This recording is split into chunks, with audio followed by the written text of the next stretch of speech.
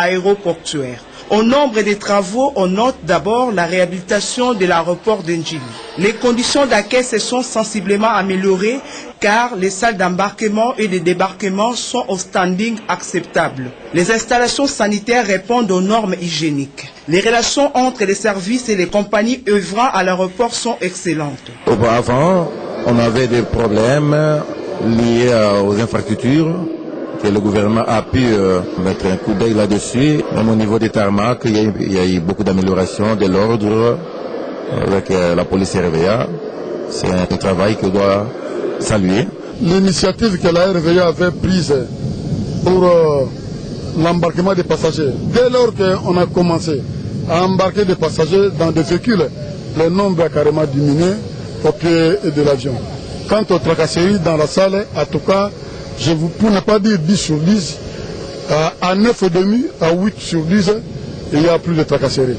Aussi, la construction d'une caserne anti-incendie, d'un tour de contrôle et d'une centrale d'énergie. Les travaux exécutés par la firme chinoise Sino Hydro seront fin prêts en avril 2014. Il fallait des installations qui soient plus conformes avec la technologie actuelle. Nous, dans le cadre du financement BAD, en gros, au niveau national, parce que ça ne concerne pas seulement Kinshasa, c'est autour de 150 millions de dollars américains, donc 15%, financés par la régie des voies aériennes.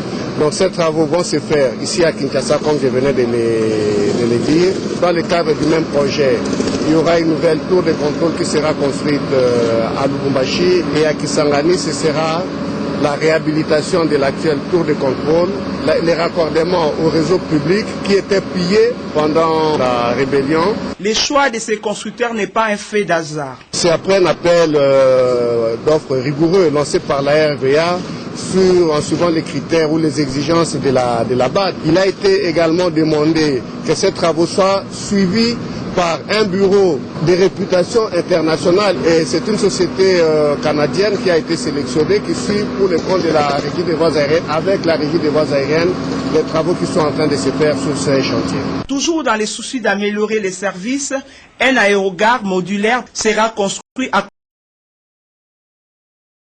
côté de l'aéroport d'Ndjili pendant la réhabilitation de l'aérogare actuelle. C'est ici que sera érigée la nouvelle aérogare modulaire qui va traiter 1 million de passagers par an. Les gens sont prêts pour pouvoir travailler. Le cap est déjà maintenu. Au 28 juin, on va démarrer les travaux. À travers toutes ces réalisations en cours, les comités de gestion en place entendent redorer l'image de la RVA Terni.